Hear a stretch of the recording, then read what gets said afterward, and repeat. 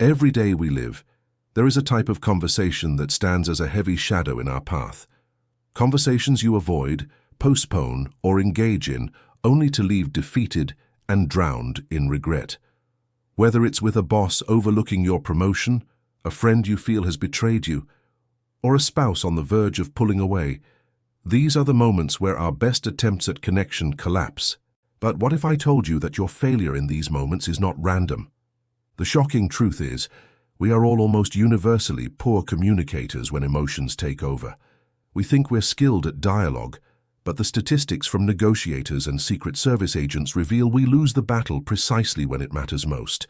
The central hypothesis here: failure in these dark conversations isn't accidental. It follows a hidden, destructive pattern centered on one thing: your overwhelming urge to defend yourself rather than understand the other person. This cycle will continue unless you uncover the secret pattern used by the world's elite, the PLAN framework. It begins with one powerful habit you must stop doing immediately. Stop telling people you understand. Because emotions are your greatest enemy, you must confront them with a methodical plan. This pattern is not just advice. It is the science of interrogation used by intelligence operatives. It consists of 4 continuous phases. Phase 1. P. The absolute power of purpose. Before you utter a single word, you must define your sole, non-negotiable mission. When emotions flare and the other party resorts to insults, your pre-written purpose is the only thing that will guide you back to the path. Is your goal to win the argument, or to find a solution? Without a clear goal, you will inevitably lose control. Phase 2. L. The illusion of listening. This is where most of us fall into the trap. You are not listening with the intent to understand, but with the intent to reply. Your brain is 4 times faster than the speaker, and you waste cognitive bandwidth planning your counter-argument. You must practice cognitive inhibition, forcing your mind to remain curious, not convinced. Listen for the details, not for judgment. Phase 3. A. The emotional risk. Ask. The crucial moment. You think you are excellent at reading others, but your empathy accuracy with loved ones barely reaches 40%, dropping to just 15% when emotions run high. Your ego blocks true sight. This is why you must not say, "I understand." Instead, ask the deep questions that break the barrier. Describe to me exactly how this situation affected you. The question is the true revealer of intent. Phase 4. N. Decoding the mask. Non-judgment, nuance. Abandon the labels.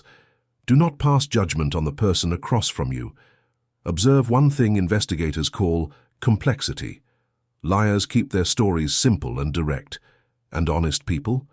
They add complex, unnecessary details and spontaneous corrections to their narratives. These are the markers of authenticity you must seek. This pattern is not theoretical. It is a tool used by agents in the gravest circumstances. In 2011, former Secret Service agent Desmond O'Neal faced a huge challenge: interrogating Philip Garrido, the serial abductor who held a girl captive for 18 years. The goal was not to secure a conviction, but to find the truth regarding another missing child, Michaela Garrett. The pressure was immense. Garrido tried to provoke the agent, calling him a liar and questioning his integrity. O'Neal could have retorted fiercely, but he didn't. He adhered to his purpose, P. To find the truth for Michaela's family, not to win an argument with a criminal.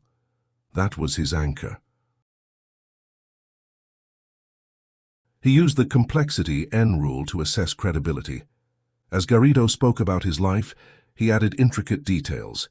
He mentioned times he failed to abduct a victim and times women managed to escape him.